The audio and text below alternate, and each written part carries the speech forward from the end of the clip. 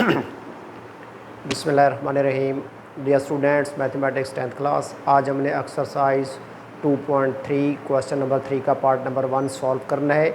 हमने इस क्वेश्चन में भी एक इक्वेशन के रूट्स का जो सम और प्रोडक्ट फाइंड करने का रूल है वो यूज़ करके हम इस क्वेश्चन को सॉल्व करेंगे।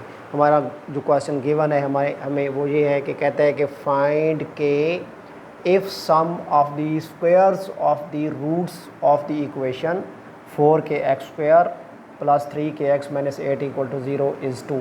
यानी वो कहता है कि ये जो गिवन इक्वेशन है इसके रूट्स के स्क्वायर्स का जो सम है ना वो 2 के इक्वल आता है। तो फिर आप इसमें हमें k फाइंड आउट करके दिखाएं। तो डियर स्टूडेंट्स, हमने अकॉर्डिंग टू कंडीशन इस क्वेश्चन को सॉल्व करना होगा। सबसे पहले हम इस गिवन इक्वेशन के रूट्स का सम और प्रोडक्ट फाइंड आउट कर लेंगे, देन कंडीशन अप्लाई करके हम इस क्वेश्चन को फर्दर सॉल्व कर लेंगे। तो सबसे पहले हम लेट कर लेंगे कि let alpha beta be the roots of the equation. कौन सी इक्वेशन हमें गिवन है? 4kx² + 3kx - 8 = 0। तो चूँकि हमने सम और प्रोडक्ट फाइंड आउट करना है तो हमें ए, बी और सी की वैल्यूज़ चाहिए जो कि हम इस गिवन इक्वेशन में से फाइंड कर लेंगे। हेयर a = 4k, x² का जो लेफ़्ट साइड पे मल्टीपल है इसका कोफिशिएंट है ये 4k, x² के साथ मल्टीप्लाई हो रहा है तो ये a की वैल्यू होगा, x² का कोफिशिएंट है। ऐसे ये x का कोफिशिएंट लेफ़्ट साइड पे मल्टीपल +3k है तो ये b की वैल्यू होगा, b = +3k। और ये जो कांस्टेंट टर्म है हमारे पास -8, ये c की वैल्यू बन जाएगी। Now sum of the roots हम फाइंड करेंगे s = अल्फ़ा + बीटा। रूल के मुताबिक sum of the roots equal होता है -b/a। तो यहाँ पे हमने b की वैल्यू जो है वो पुट कर देनी है और a की भी वैल्यू पुट कर देनी है। -b की वैल्यू हमारे पास है 3k/a हमारे पास है 4k। तो डिवाइड कर देंगे तो -3/4, चूँकि k से k डिवीजन की वजह से क्रॉस हो जाएगा, k से k कट जाएगा। सम ऑफ द रूट्स हमारे पास आ गया जी alpha + beta -3/4k and product of the roots p = alpha × beta = c/a। तो यहाँ पे c हमारे पास है -8 और a हमारे पास है 4k। तो 4 1 टाइम 4, 4 2 टाइम 8 डिवाइड हो जाता है। 4 के टेबल में 8 2 टाइम होता है। हमारे पास प्रोडक्ट ऑफ द रूट्स जो है वो आ गया -2/k। तो डियर स्टूडेंट्स, गिवन इक्वेशन के रूट्स का सम और प्रोडक्ट हमने यहाँ पे फाइंड आउट कर लिया है।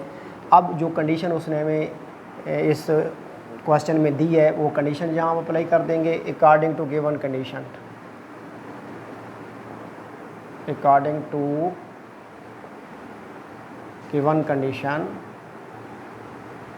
कंडीशन के मुताबिक वो कहता था कि जो भी इस इक्वेशन के रूट्स है उनका सम जो है किसी न किसी नंबर की इक्वल होगा। यहाँ वो नंबर 2 है, हो सकता है वो कह दे कि इज़ 6, इज़ 7, कोई भी नंबर दे सकता है। तो अब हमने देखना ये था कि हमने रूट्स कौन सिलेक्ट किए थे, अल्फ़ा बीटा। तो अल्फ़ा और बीटा के स्क्वायर्स का सम जो है वो 2 के इक्वल है गिवन कंडीशन के मुताबिक, यानी अल्फ़ा² फर्स्ट रूट + बीटा² सेकेंड रूट = 2। तो डियर स्टूडेंट्स, अब हमने देखना है कि पीछे हमने जो वैल्यूज़ फाइंड की थी वहाँ हमने अल्फ़ा + बीटा की वैल्यू फाइंड आउट की थी, वो हमारे पास -3/4 आई है और अल्फ़ा बीटा की वैल्यू हमारे पास -2/k आई है। तो हमने जो पुट करनी है वैल्यू हमारे पास अल्फ़ा + बीटा या अल्फ़ा बीटा होना चाहिए, जबकि यहाँ हमारे पास आ गया है अल्फ़ा² + बीटा²। तो हम इसका सिमेट्रिक फंक्शन अप्लाई करेंगे। तो अल्फ़ा² + बीटा² का सिमेट्रिक फंक्शन होता है alpha + beta whole square -2 alpha beta = 2। अब हम क्या करेंगे, अल्फ़ा + बीटा की वैल्यू भी पुट कर देंगे जो कि -3/4 है। तो -3/4 whole square -2 alpha beta. 2 alpha beta की वैल्यू हमारे पास कितनी है? -2/k।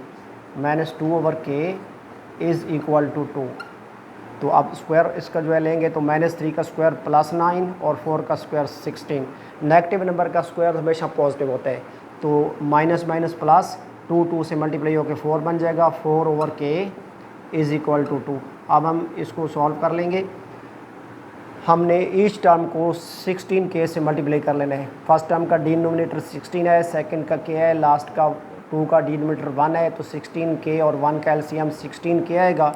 Multiplying each term by 16k,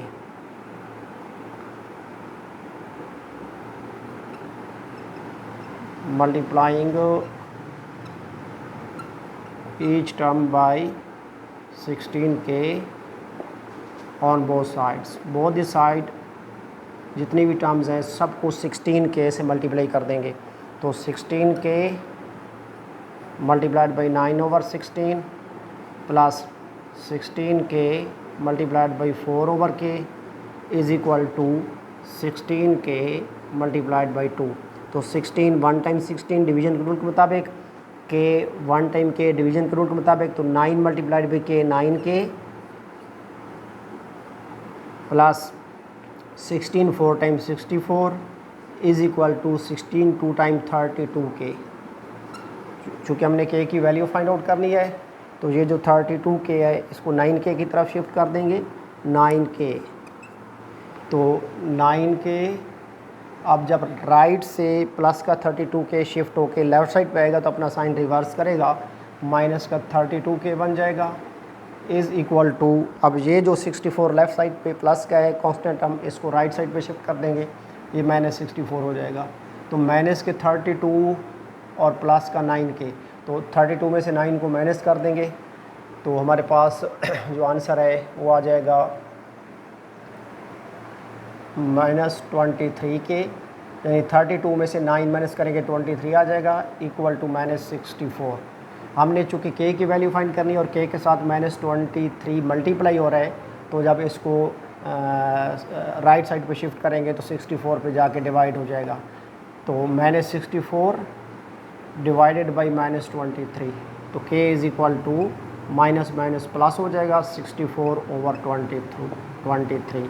तो डियर स्टूडेंट्स, k की वैल्यू हमारे पास अगर 64/23 हो, यानी यहाँ भी k की वैल्यू 64/23 पुट कर दें, यहाँ भी k की वैल्यू 64/23 पुट कर दें, देन इसके रूट्स के जो स्क्वायर्स का सम होगा वो ऑलवेज़ इक्वल टू 2 आ जाएगा।